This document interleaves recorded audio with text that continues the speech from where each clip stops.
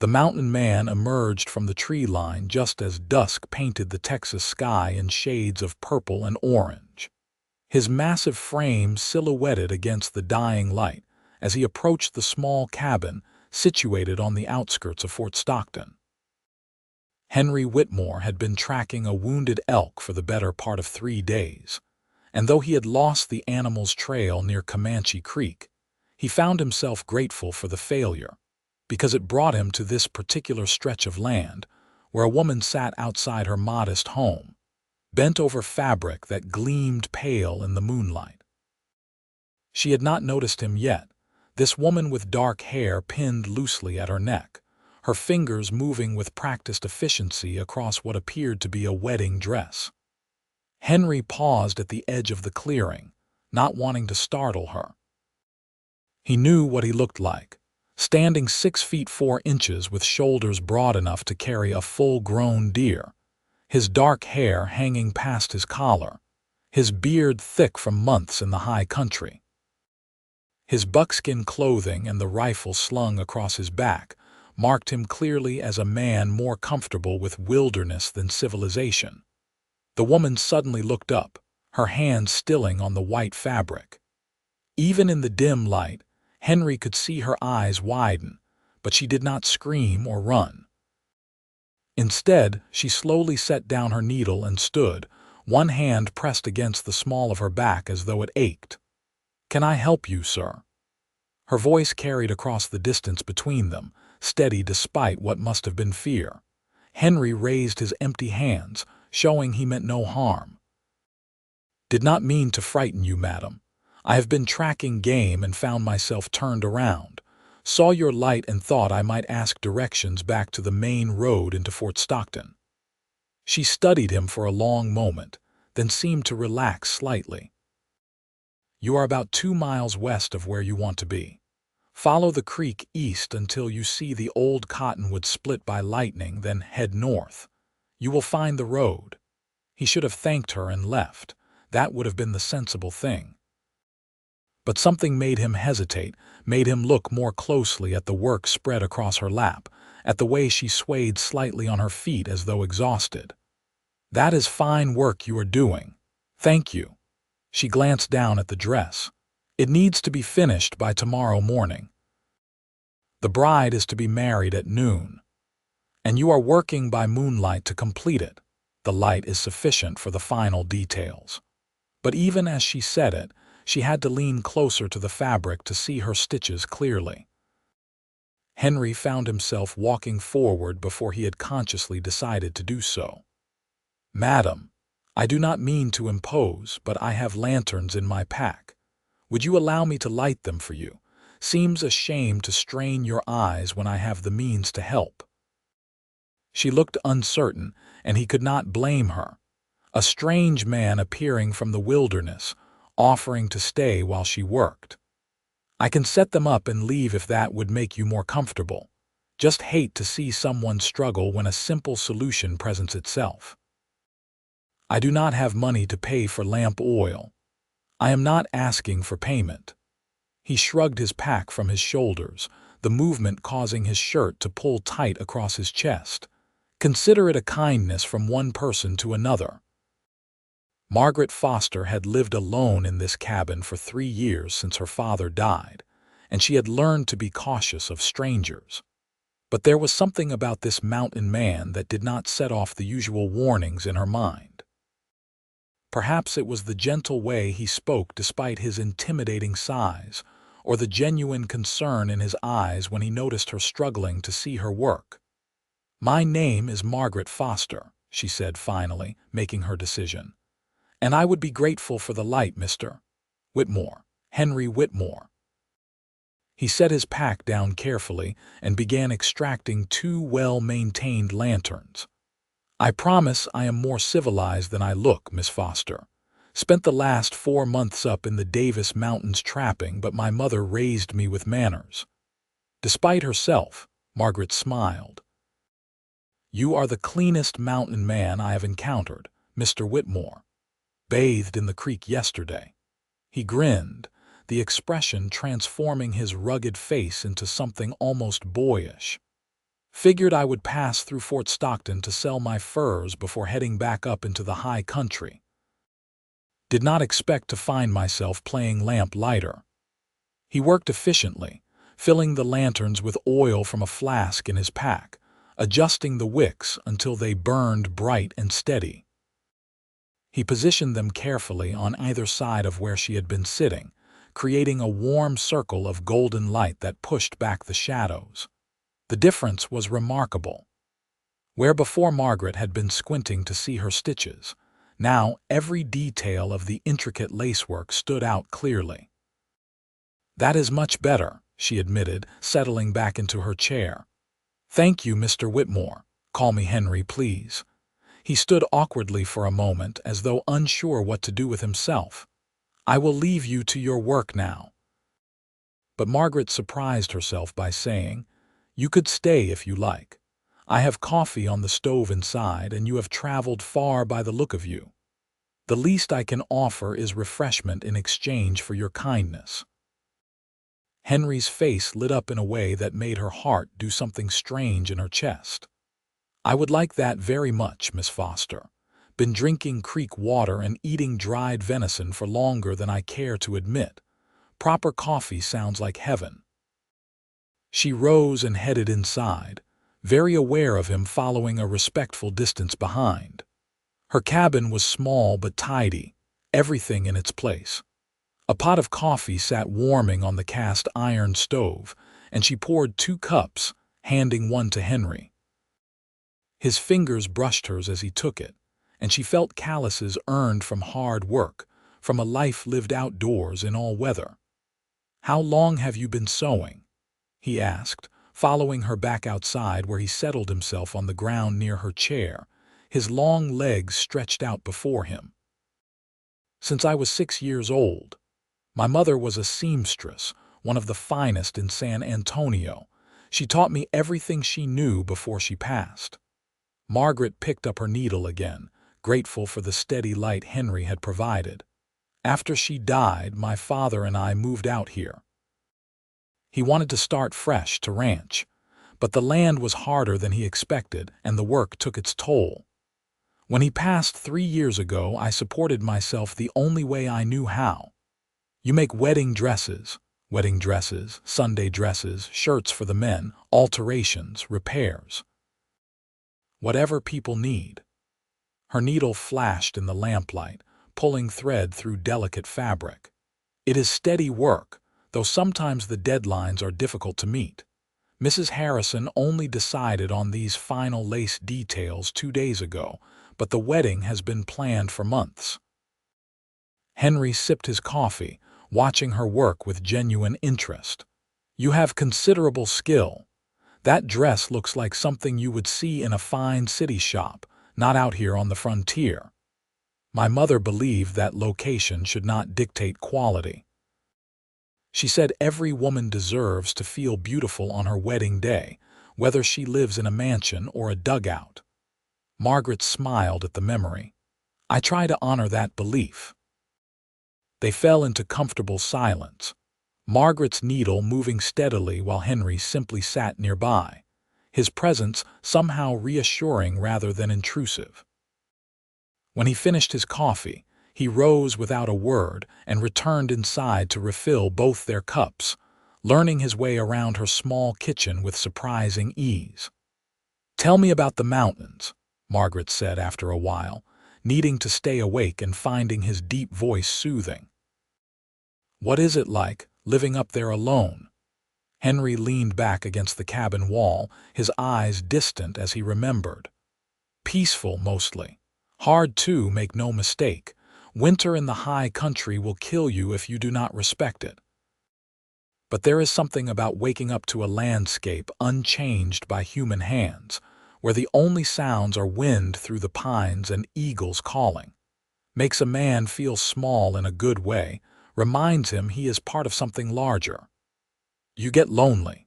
He considered the question seriously. "Sometimes. There are moments when I wish I had someone to share the sunrise with, or to laugh with when a camp robber Jay steals my breakfast. But I grew up feeling crowded in towns, like the buildings and people were pressing in on me. The mountains give me room to breathe. Where did you grow up? Said Louis. My father was a merchant, wanted me to follow in his footsteps, but I could not stand being inside all day, could not stomach the politics of business.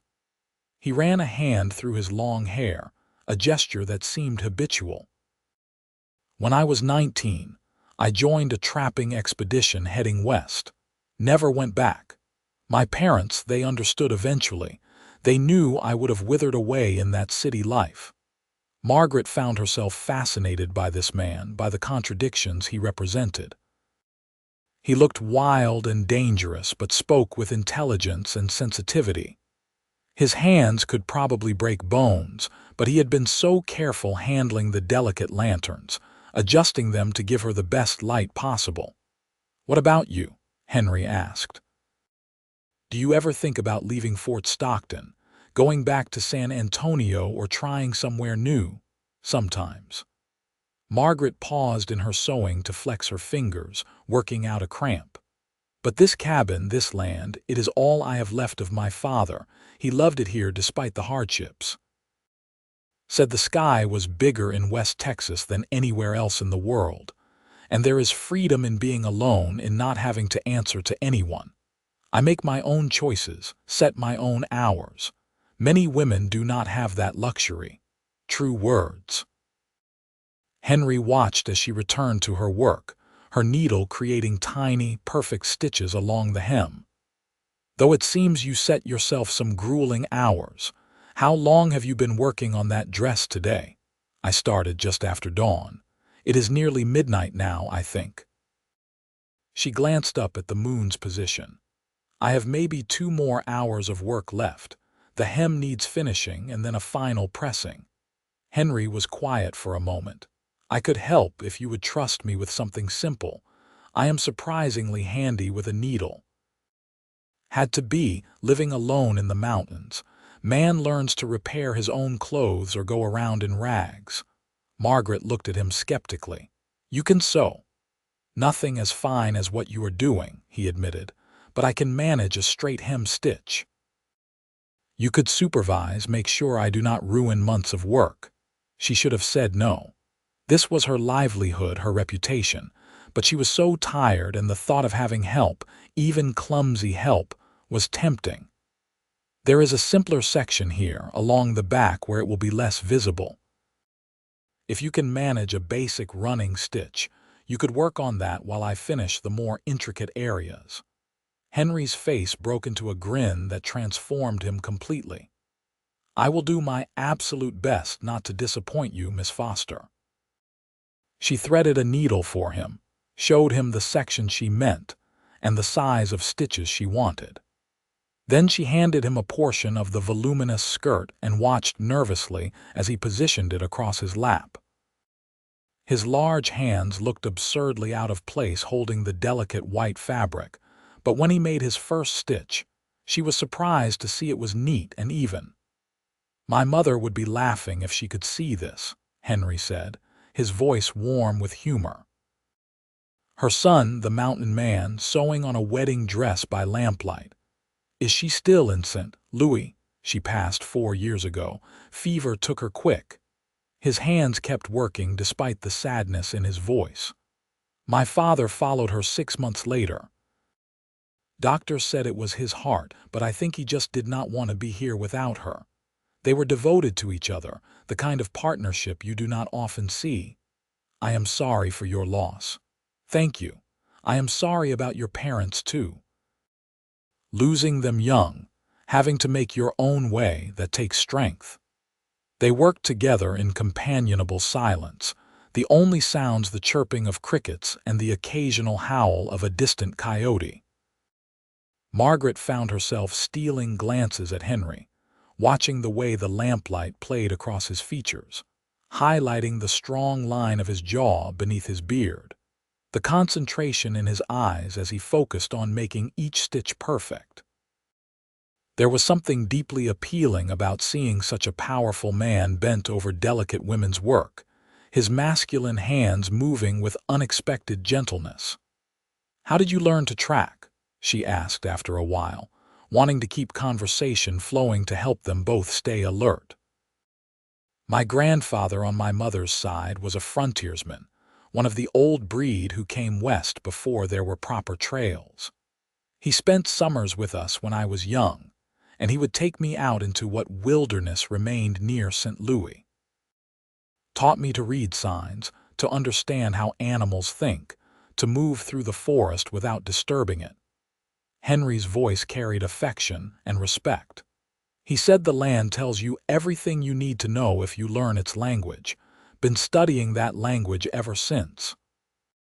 It must be difficult what you do. Dangerous. It can be. Had a run-in with a mountain lion 2 winters ago that left me with some impressive scars. Nearly froze to death during a surprise blizzard last year. But the danger keeps you sharp, keeps you appreciating each day. And the rewards, they are worth it. Not just the money from furs, though that helps, but the moments of beauty, the sense of accomplishment when you successfully navigate a challenge, that feeds something in my soul that nothing else can. Margaret understood that completely. That is how I feel when I complete a particularly difficult piece. Like this dress, when Mrs. Harrison puts it on tomorrow and feels beautiful, that will make these long hours worthwhile. You have a generous heart, Miss Foster. Not everyone finds satisfaction in others' happiness. She felt herself blushing at the compliment. Call me Margaret, please. Miss Foster sounds too formal for 2 people sewing together at midnight. Margaret. He said her name slowly as though tasting it. That is a good name, strong and classic. They continued working, and Margaret found herself talking more freely than she had with anyone in years. She told him about her struggles to establish herself as a seamstress, about the women in town who looked down on her for living alone, about the small triumphs and daily challenges of her life. Henry listened with genuine interest, asking questions, offering observations that showed he truly heard what she was saying. In turn, he told her stories of his life in the mountains, painting vivid pictures of the landscape he loved, the wildlife he encountered, the satisfaction of self-reliance. He spoke of narrow escapes and hard-won lessons, of spectacular sunsets viewed from mountain peaks and the profound silence of snowfall in the high country. You ever get scared up there alone? Margaret asked. Sometimes, he admitted. Fear is healthy, keeps you cautious. But I have learned to distinguish between reasonable fear that keeps you alive and panic that clouds your judgment. The mountains demand respect, but they also offer protection if you understand them. I have a cabin up in the Davis Range, built it myself over 2 seasons. It is small but solid, positioned to weather storms and stay warm in winter. When I am there, I feel more at home than I ever did in my parents' fine house in St. Louis. It sounds wonderful, Margaret said wistfully. I have never been farther than San Antonio. The farthest west I have traveled is right here to Fort Stockton. You would love the mountains, Henry said with conviction. The way you appreciate beauty in your work, the way you talk about the big Texas sky, I think the high country would speak to you. The hours passed, marked by the slow progress of their needles and the gradual movement of stars across the sky. Henry proved himself more than capable with the simple stitching she had assigned him, his work neat and even. Margaret finished the intricate lacework on the bodice, then moved to the final details on the sleeves while Henry completed the hem. Around 2 in the morning, Margaret felt her eyes beginning to close despite her best efforts. Her head nodded forward, jerking her awake.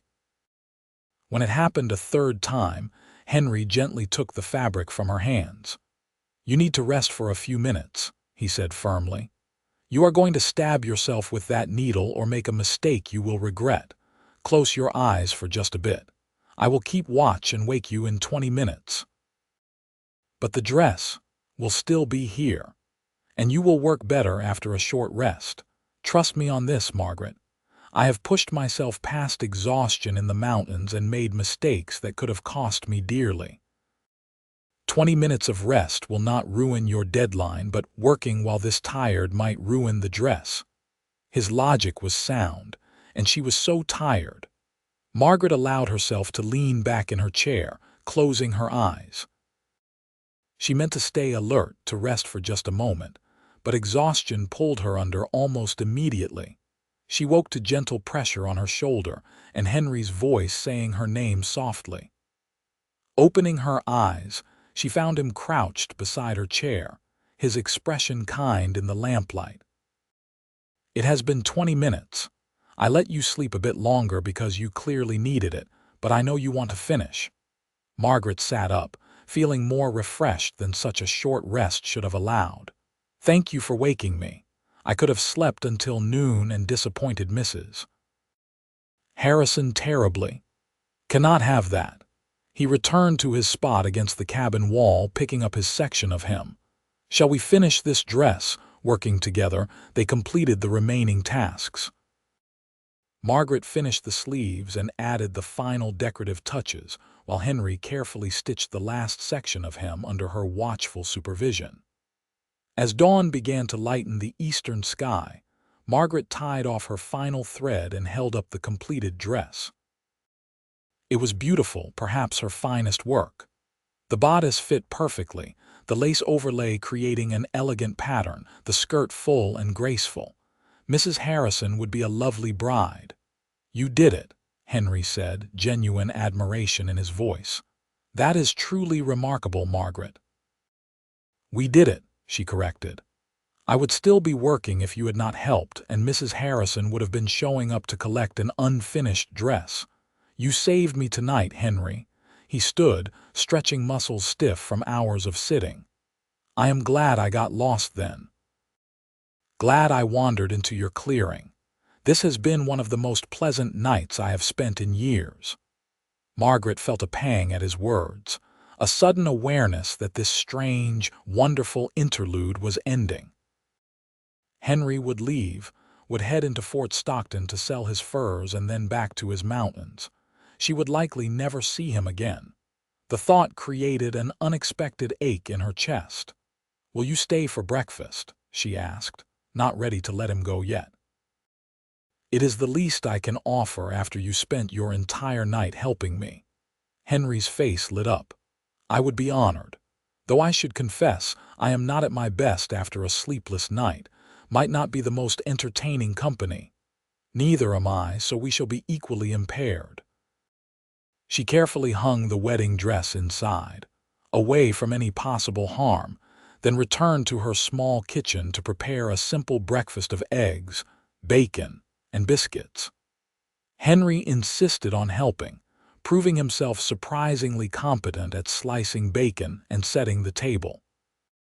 They ate as the sun rose fully, painting the Texas landscape in shades of gold and amber.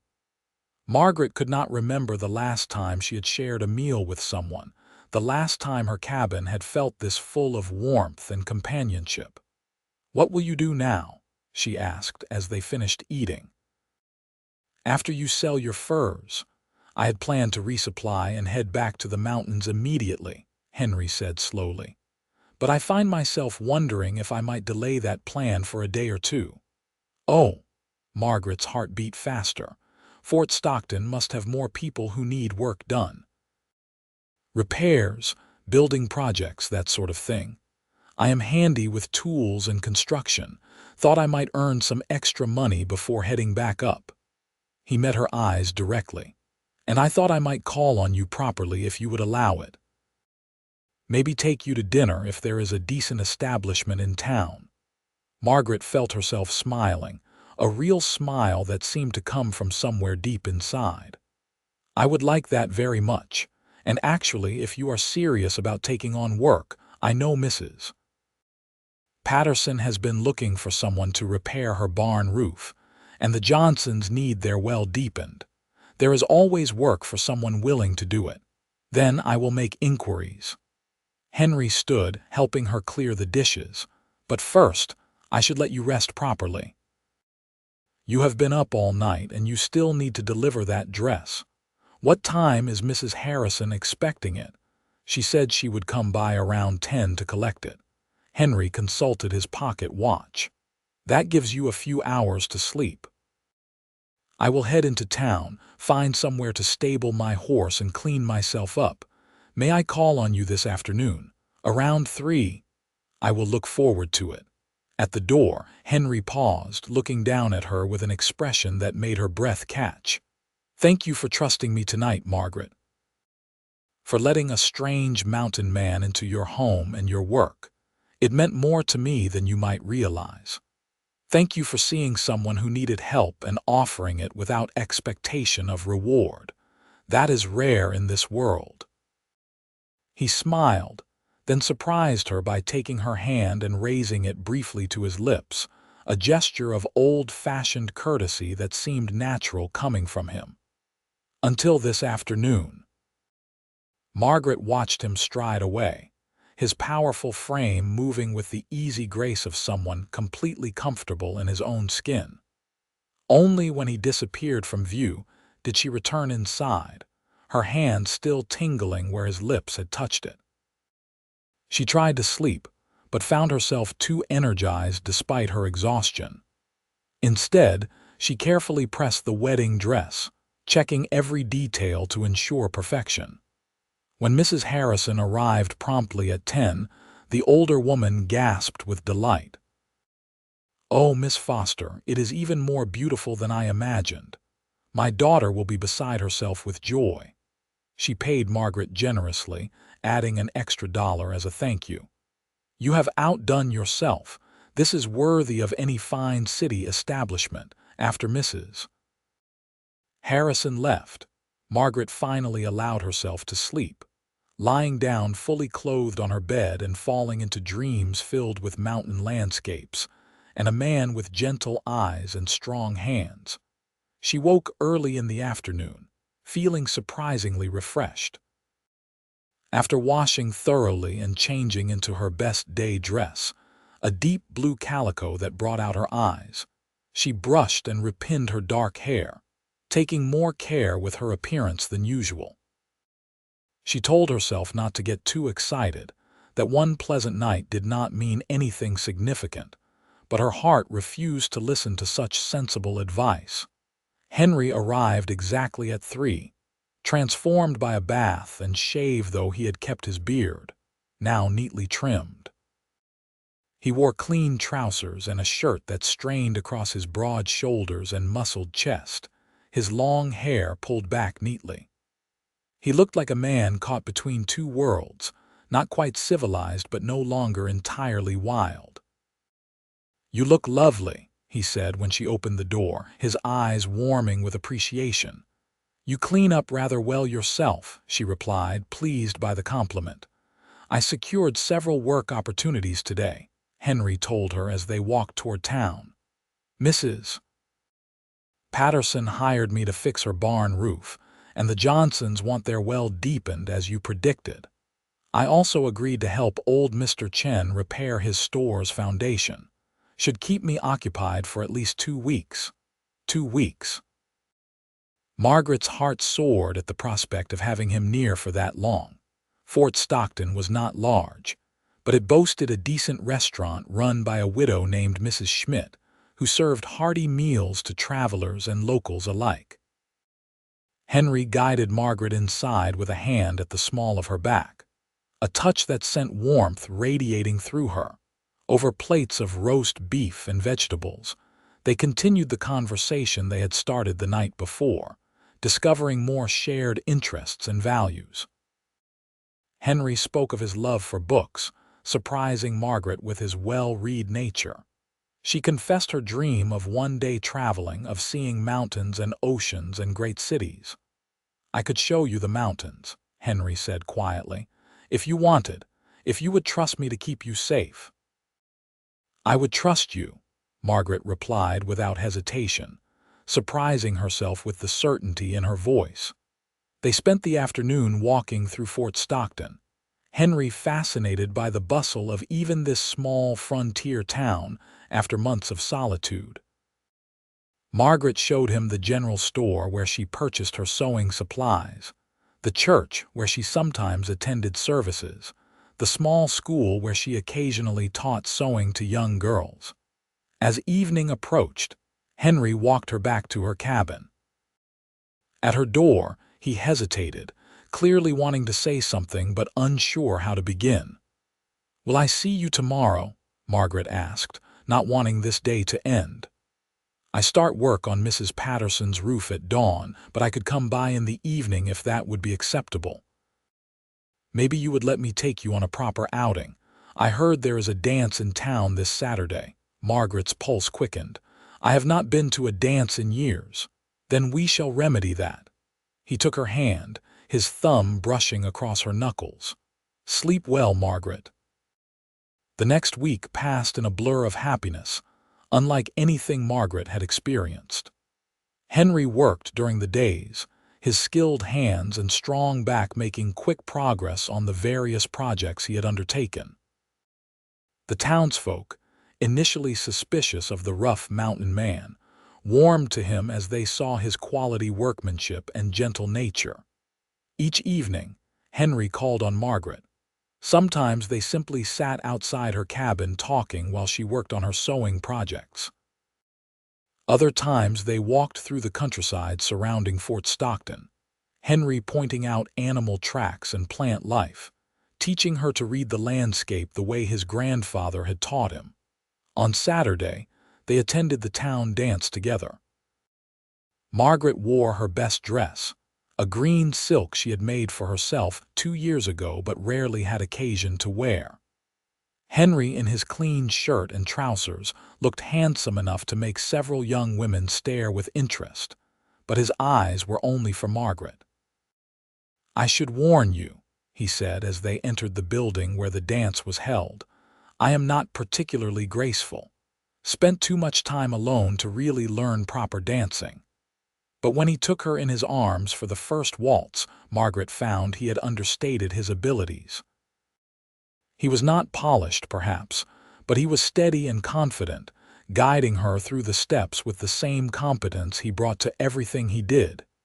"You lied about not being able to dance," she accused laughingly. "I said I was not particularly graceful." "I never said I could not manage it at all," he grinned down at her. "My mother insisted I learn the basics before I left St. Louis, said even a mountain man should know how to properly escort a lady. Your mother was a wise woman."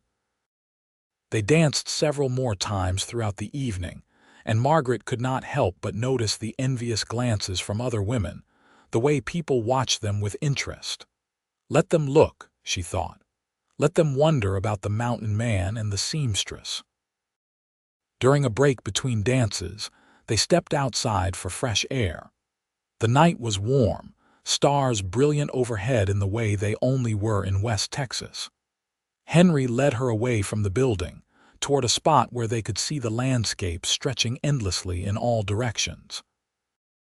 "I have been thinking," he said, his voice serious, "about my life in the mountains, about what I want for my future." Margaret's heart began to pound, sensing the importance of whatever he was about to say. "I love the high country, probably always will. It is part of me now in a way I cannot explain.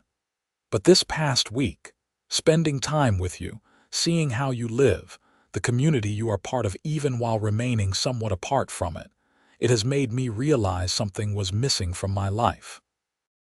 He turned to face her fully, taking both her hands in his. "I was lonely, Margaret.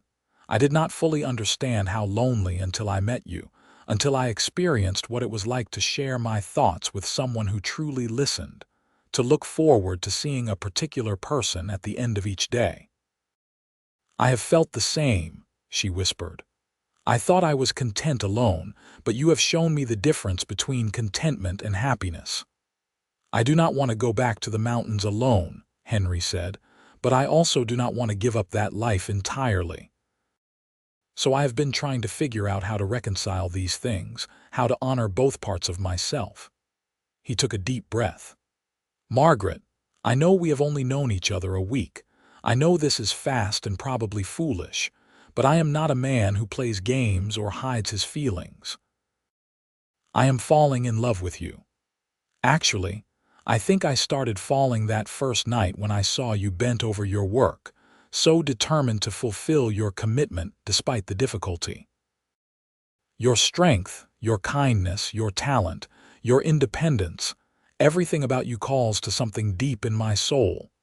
Tears pricked Margaret's eyes. I am falling in love with you too, Henry. I did not think it was possible to feel this way so quickly, but my heart does not seem to care about timetables or sensible caution. He cupped her face in his large, gentle hands. May I kiss you? Yes, she breathed. His kiss was tender and careful, his lips soft beneath his beard. Margaret felt as though something in her chest was expanding, filling with warmth and light. When they parted, both were breathing hard. Marry me, Henry said urgently. I know it is soon. I know I should court you properly for months, follow all the social conventions. But life is short and uncertain, especially out here. I do not want to waste time we could spend together. Marry me, and we will figure out everything else as we go. Yes, Margaret said without hesitation. Yes, I will marry you. Henry let out a whoop of joy that probably carried back to the dance hall, then lifted her off her feet and spun her around. When he set her down, he was laughing, his face transformed by happiness. I will build you a home, he promised. Not just my small cabin in the mountains, though we can spend time there if you want, but a real house, here near Fort Stockton or wherever you prefer. Big enough for your sewing work with good light and space, and we will travel. I will show you the mountains and anything else you want to see. We will make a life that honors both our needs. I do not need a big house, Margaret said. I just need you, but I do like the idea of having a home base near town for my work and spending part of each year in your mountains, the best of both worlds. They stayed outside talking for hours, making plans and dreaming together. Henry wanted to marry soon, within the month if possible. Margaret agreed, seeing no point in waiting when they were both certain. They discussed where to build their home, what kind of life they wanted to create together, whether they wanted children and how many.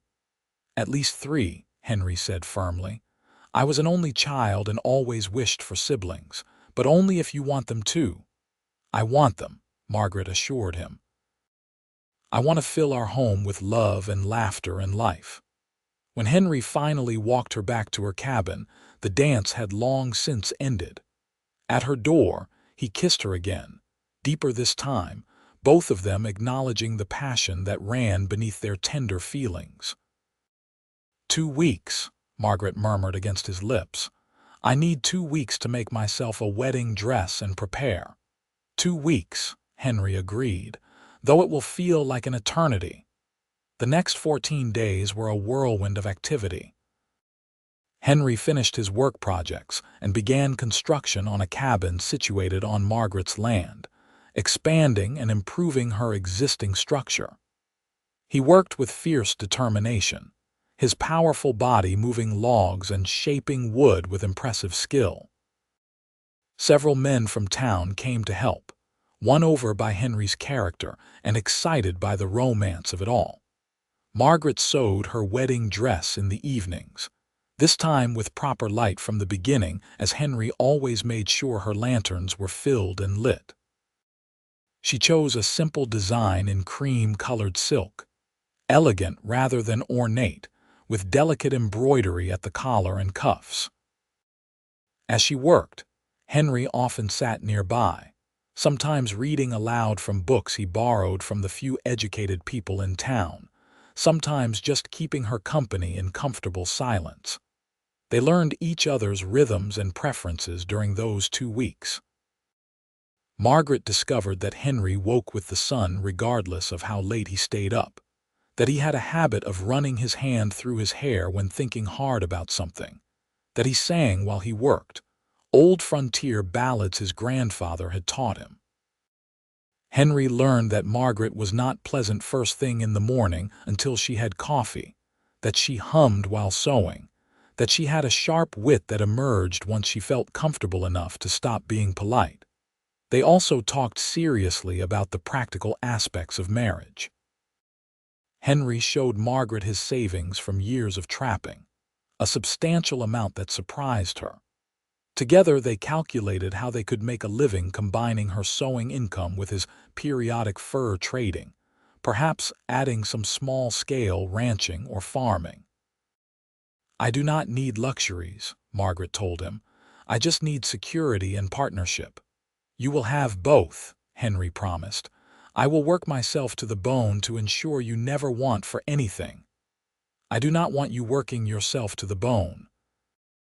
I want you healthy and happy, working alongside me as an equal partner." He kissed her forehead. "I can manage that." The wedding took place on a brilliant October morning, the heat of summer finally breaking into the cooler temperatures of fall. Nearly the entire town turned out, curious about the mountain man and the seamstress, invested now in their love story. Mrs. Patterson cried openly as Margaret walked toward where Henry waited with the circuit preacher. The Johnsons brought wildflowers from their property. Even old Mr. Chen attended, a rare venture from his store. Henry wore new trousers and a shirt Margaret had made for him, the fabric stretching across his shoulders and chest in a way that made her mouth go dry. His hair was neatly tied back, his beard freshly trimmed. When he saw her in her wedding dress, his eyes grew bright with unshed tears. "You are the most beautiful thing I have ever seen," he whispered as she reached his side. "More beautiful than any mountain sunrise or valley vista." The ceremony was simple and brief, neither of them wanting lengthy formalities. When the preacher pronounced them husband and wife, Henry's kiss was both tender and possessive, claiming her before the entire community as his. The town had organized a celebration, a feast with music and dancing. Margaret had never felt so embraced by the community that had sometimes kept her at arm's length. Women who had been merely polite before now welcomed her warmly, as though her marriage to Henry had finally made her truly one of them. As evening fell and the celebration wound down, Henry lifted Margaret into his arms despite her laughing protests and carried her toward their cabin. Someone whooped behind them and others took up the cheer.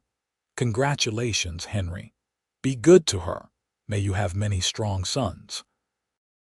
Inside the cabin, Henry set Margaret down carefully, his expression suddenly serious. "Are you nervous?" She considered the question honestly. "A little. But mostly I am simply eager to begin our life together in all ways." He cupped her face, his thumbs stroking her cheeks. "I will be gentle. And if you need me to stop at any point, you only have to say so. Your comfort and happiness are more important than anything else." His consideration made her love him even more. Margaret reached up and slowly began unbuttoning his shirt. "I trust you completely, Henry. Show me what marriage can be." Their first night together was tender and passionate, Henry keeping his promise to be gentle while still showing her the depth of his desire. Margaret discovered that the strength she had admired in his hands and body translated to his love-making, controlled power, tempered by genuine care for her pleasure. When she cried out in release, he held her close and whispered words of love and devotion.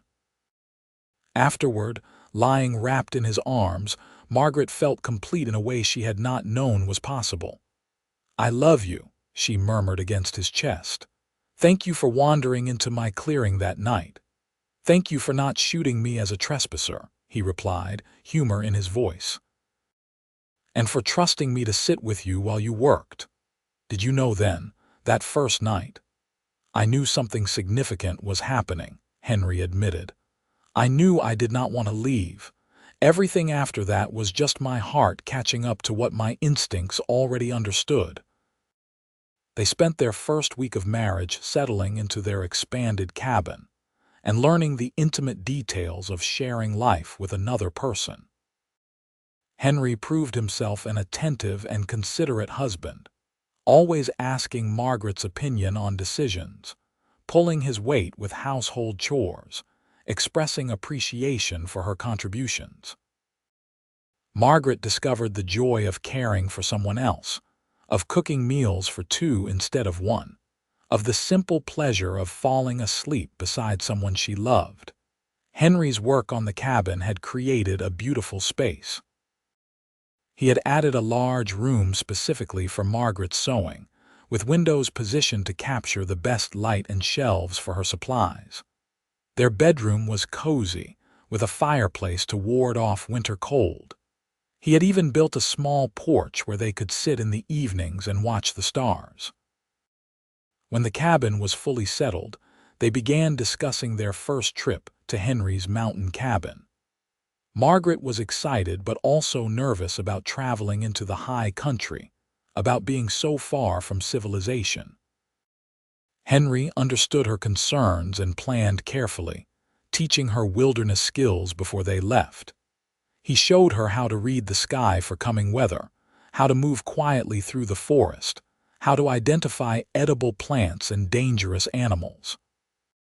Margaret proved an apt student, her intelligence and attention to detail serving her well. Henry also taught her to shoot, both rifle and pistol, insisting that she needed to be able to protect herself if they were separated. "I will never leave you alone intentionally," he said as he guided her through proper gun handling. "But accidents happen, and you need to be prepared. Out there, you cannot rely on anyone but yourself sometimes." By the time they set out for the Davis Mountains in late November, Margaret felt as prepared as possible. They loaded supplies onto 2 horses Henry had purchased with his savings, planning to stay in the mountains until spring. Margaret had orders for several dresses that would wait until her return, but she had saved enough money to make the break from work possible. The journey took 4 days, winding through increasingly dramatic landscape. Margaret was awed by the stark beauty of West Texas, the way the land seemed to rise toward the sky, the colors shifting from brown to red to purple depending on the light. Henry pointed out landmarks and wildlife, his knowledge seemingly endless. When they finally reached his cabin, tucked into a valley surrounded by pine-covered peaks, Margaret gasped with delight. "Henry, this is spectacular." The cabin was small but well-built, snug and weatherproof. Inside was one main room with a fireplace, a sleeping loft above, and storage for supplies. It smelled of pine and smoke and leather, masculine scents that she associated with Henry. He had clearly spent considerable time making it comfortable, with a real bed rather than just a bedroll, shelves and hooks for organization, even oiled paper in the windows to let in light while keeping out weather. "It is not much compared to our cabin near Fort Stockton," Henry said, suddenly seeming uncertain, "but it has served me well." "It is perfect," Margaret assured him, meaning it. "I can feel how much care you put into building this place. It is like a physical manifestation of your character, solid and reliable and warm." They spent the winter in the mountains, and Margaret discovered that she loved this harsh, beautiful landscape as much as Henry did. The silence was profound, broken only by natural sounds that became familiar: wind in the pines, the call of eagles, the howl of wolves at night. The hard work of mountain living, hauling water and firewood, checking trap lines, hunting for meat, brought deep satisfaction. Henry had been right about her loving it there. Margaret felt free in the high country, unburdened by social expectations or judgments. She still sewed, working on embroidery projects by firelight while Henry read aloud or worked on small woodcarving projects. But mostly she learned a different way of being, one focused on immediate needs and simple pleasures. They made love often during those months, the intimacy of their isolation allowing them to explore their passion freely. Henry was an attentive lover, learning what pleased Margaret, taking joy in her pleasure. She discovered her own desires and felt safe expressing them, secure in his love and acceptance. One evening in late February, as they lay tangled together after lovemaking, Margaret told Henry what she had been suspecting for several weeks. "I think I am with child." Henry went very still, then pulled back to look at her face. "Truly, I believe so. My monthly courses have not come, and I feel different, tired in a new way, sensitive to smells." She placed a hand on her still flat stomach. "I think we created a baby." Joy transformed Henry's face.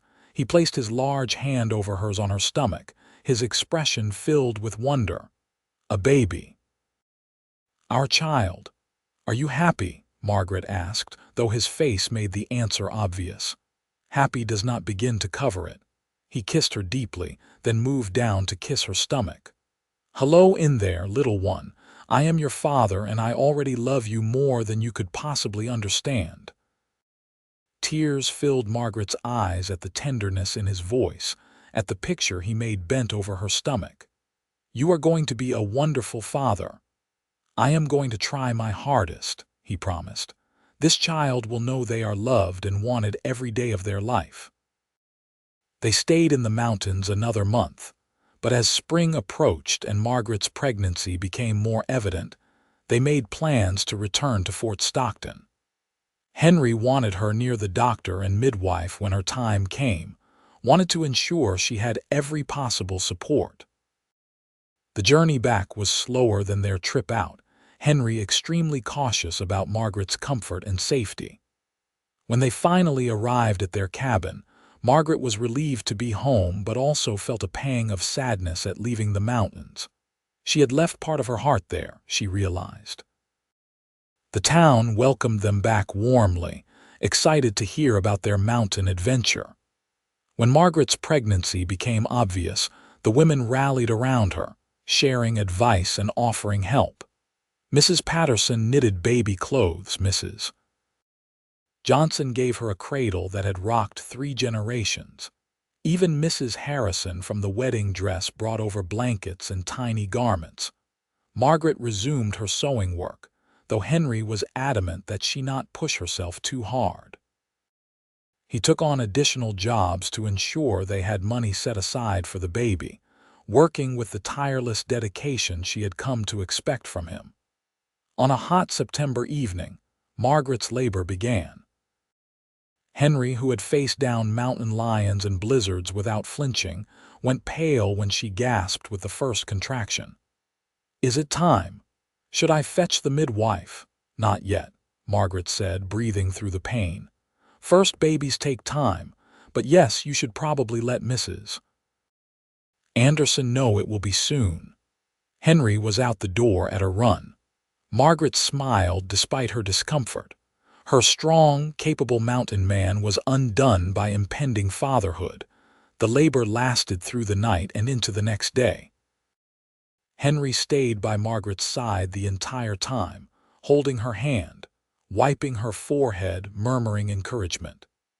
Mrs. Anderson, the midwife, was patient and calm, guiding Margaret through each contraction. Finally, as afternoon light slanted through the windows, their son was born. He came into the world red-faced and screaming, healthy and strong. When Mrs. Anderson placed the baby in Margaret's arms, both she and Henry wept. "He is perfect," Henry breathed, touching their son's tiny hand with one finger. "Look at him, Margaret. We made this person." "What should we name him?" Margaret asked, studying their child's face. "I was thinking, if you agree, we could name him Joseph, after my grandfather, the one who taught me about the wilderness and living honorably. Joseph Whitmore." Margaret tested the name and smiled. "I love it." "Hello, Joseph. Welcome to your family." Henry leaned down and kissed first Margaret, then the baby's forehead. "Thank you," he whispered to his wife. "Thank you for this gift, for our son, for our life together." The first months of parenthood were exhausting and wonderful in equal measure. Joseph was a healthy baby with strong lungs and his father's appetite. Henry was a devoted father, waking for nighttime feedings, changing diapers without complaint, spending hours simply holding his son and staring at him with wonder. Margaret balanced motherhood with her sewing work, grateful that she could do it from home. Henry built her a comfortable chair positioned to catch the best light, where she could sew while keeping an eye on Joseph. Often in the evenings, she would work on orders while Henry held the baby, the three of them peaceful together. When Joseph was 6 months old and spring had returned to Texas, they made their second trip to the mountain cabin. Traveling with a baby was challenging, but Henry had planned meticulously, ensuring they had everything needed for Joseph's care. The baby seemed to love the mountains as much as his parents, settling peacefully into the rhythm of high country life. Over the following years, they established a pattern. Winters in the mountains, springs and autumns near Fort Stockton where Margaret worked, and they were part of the community, summers traveling to new places. Henry continued trapping but also developed a business guiding hunting parties and teaching wilderness skills, work that paid well and allowed him to share his knowledge. Margaret's sewing business flourished. Her reputation spread beyond Fort Stockton, and she began receiving orders from women in other towns, even as far as San Antonio. She hired 2 young women as apprentices, teaching them as her mother had taught her, ensuring her skills would pass to the next generation. 2 years after Joseph's birth, Margaret became pregnant again. This time she carried the baby through their mountain winter, giving birth to a daughter in the spring. They named her Clara, after Margaret's mother. Clara was different from Joseph, quieter and more observant. While her brother was all activity and energy, Clara would sit contentedly for hours, watching everything with serious eyes. Henry doted on his daughter, this tiny person who wrapped him around her finger from her first day. When Clara was 3 and Joseph was 5, Margaret became pregnant a 3rd time. This pregnancy was harder than the first 2, and she spent much of it resting on the orders of the doctor. Henry worried constantly, reducing his work to stay close to home, watching her with anxious eyes. "I am fine," Margaret kept assuring him. "Women have babies all the time. This one is just making their presence known early." But when her time came, the labor was difficult.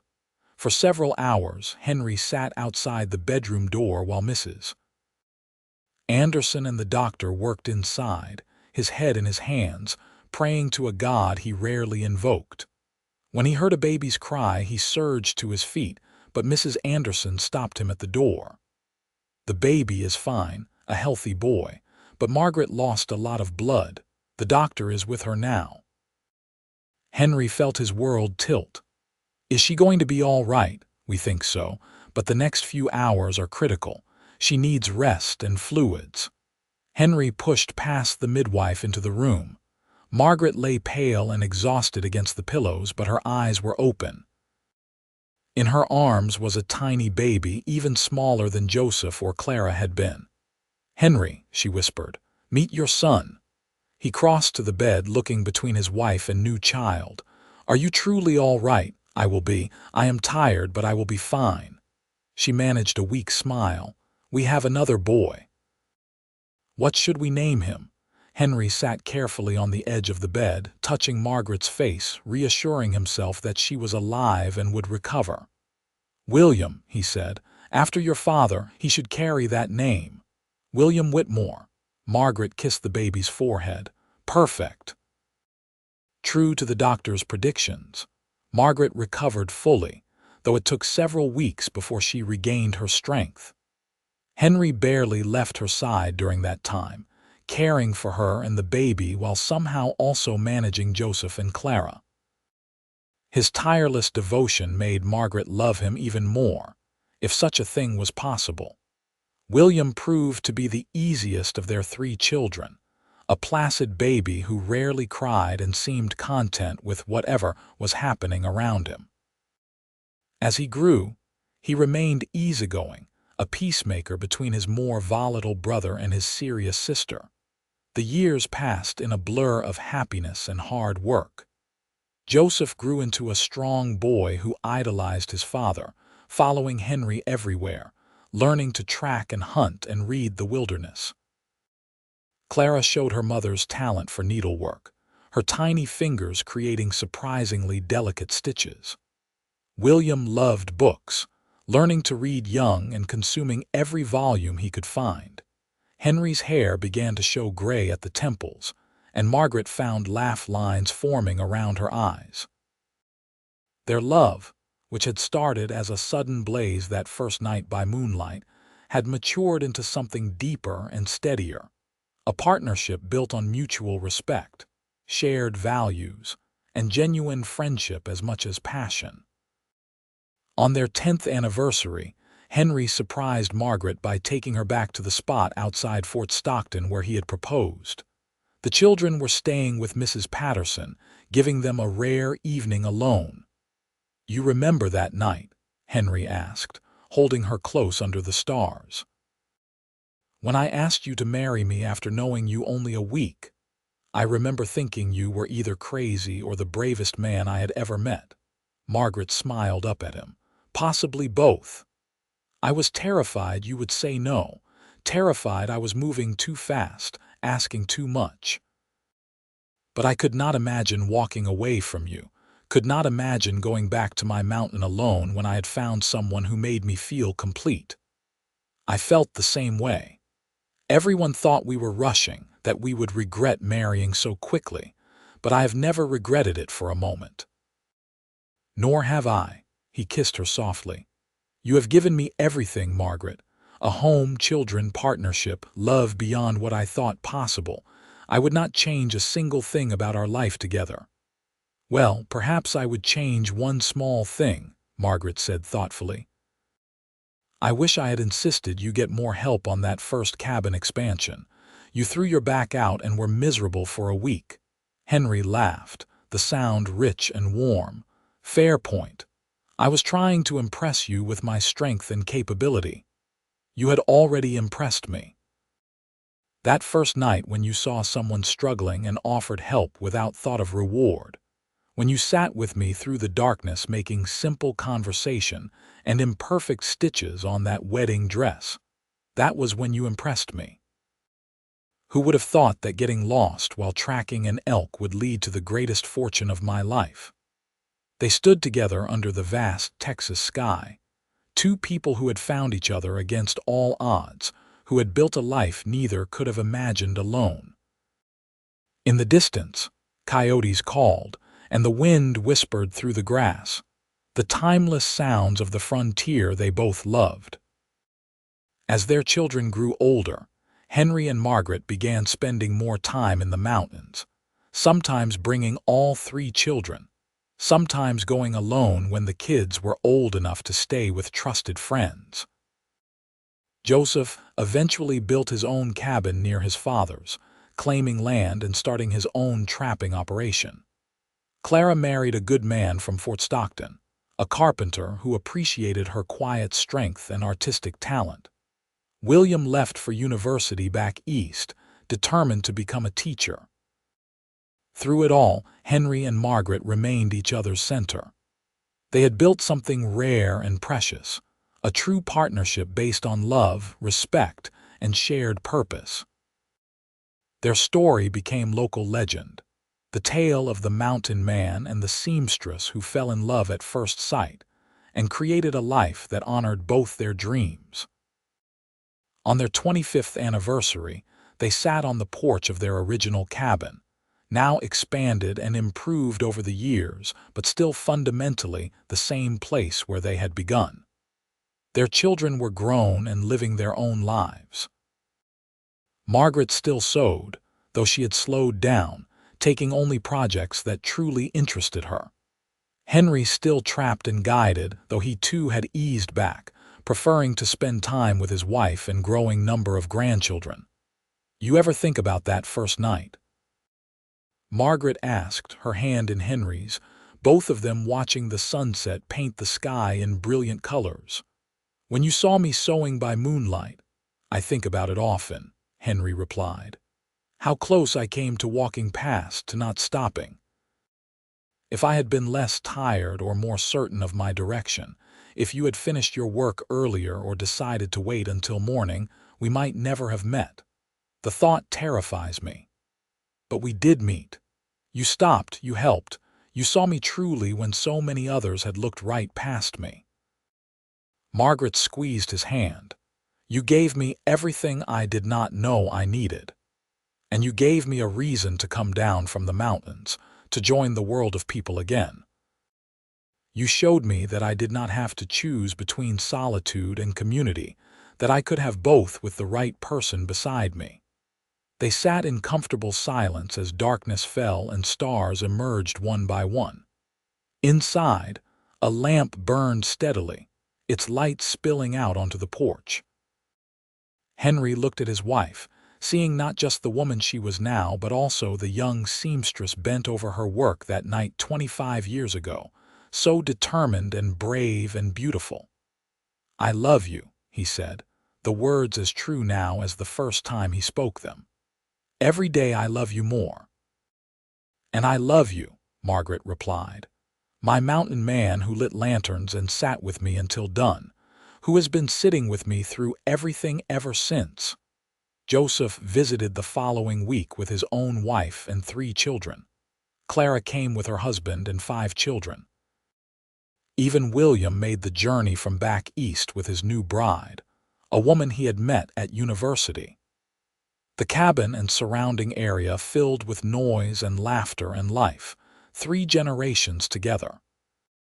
Henry stood on the porch watching the chaos, his grandchildren running wild, his children comparing stories, his wife in the middle of it all orchestrating meals and settling disputes.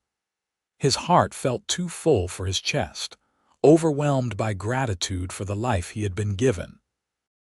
Margaret caught his eye from across the yard and smiled, that same smile that had captivated him 25 years ago. She excused herself from the conversation she was in and made her way to his side. It is a lot, is it not? She said, slipping her arm around his waist. All these people who exist because we met. It is everything, Henry corrected. Everything I did not know I wanted until I found you. They grew old together, their hair going white, their bodies slowing but their minds staying sharp. Henry finally gave up trapping completely, content to put her around their property, working in the garden Margaret had planted, repairing things that did not really need repairing. Margaret sewed less and less, her eyes and hands no longer capable of the fine detail work she had once excelled at, but she still enjoyed simple projects and teaching her granddaughters the basics. On a clear November evening when Henry was 67 and Margaret 65, they sat together on their porch wrapped in blankets against the chill. They had been to the mountains earlier that fall, what both knew would likely be their last trip. The journey had been harder than ever before, their bodies protesting the exertion, but they had needed one more visit to the place that held so many memories. I am tired, Margaret admitted, leaning against Henry's shoulder. More tired than I have ever been. I know, my love, so am I. Henry kissed the top of her head. We have lived full lives, though, no regrets. No regrets, Margaret agreed, only gratitude.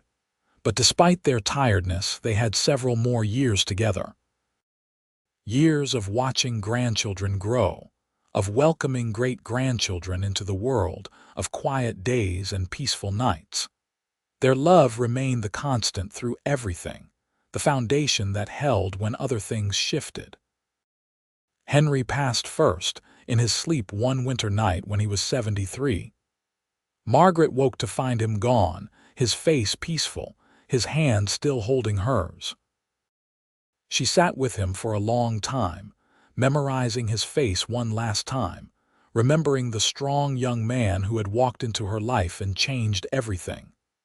Thank you, she whispered, kissing his forehead. Thank you for seeing me that night, for staying, for all the nights and days we had together. Wait for me, my love. I will not be long behind you." She was right. Margaret followed Henry 3 months later, her heart simply giving out one afternoon while she sat in her sewing room. Clara found her there, a piece of embroidery in her lap, a smile on her face as though she was pleased with something. They buried Margaret beside Henry in the small cemetery outside Fort Stockton, under the big Texas sky they had both loved. Their children and grandchildren and great-grandchildren gathered, 3 generations whose existence testified to a love story that started with a mountain man seeing a woman sewing by moonlight, who lit lanterns and sat with her until done, and who kept sitting with her through all the years that followed. Their graves were marked with simple stones bearing their names and dates, but also a shared inscription chosen by their children. Here lie Henry and Margaret Whitmore, who found each other under the stars and loved truly until the end. Years later, their great-great-grandchildren would hear the story of how they met, would learn about the seamstress working by moonlight and the mountain man who stopped to help. The story would be told and retold, growing slightly with each telling but always maintaining its essential truth. That love can begin in a moment and last lifetimes. That kindness given freely can change everything. That 2 people who choose each other and keep choosing each other every day can build something that transcends their individual lives. The cabin where they lived still stood generations later, preserved by their descendants as a memorial to their love story. Inside, carefully protected, hung a wedding dress, not Margaret's own but one she had made early in her career, the one she had been finishing that first night when Henry appeared. It was a reminder of where everything began, of how a single act of compassion and a few hours of companionship could blossom into a love that shaped dozens of lives and created a legacy that would endure for generations. In the end, theirs was a simple story, really. 2 people met, recognized something essential in each other, and built a life together based on mutual respect, genuine partnership, and deep, abiding love. It was the kind of story that happened rarely enough to be remarkable, but often enough to give hope to anyone still searching for their own connection. Their own moment when a stranger becomes the most important person in the world, when everything changes because someone stopped, lit a lantern, and chose to stay.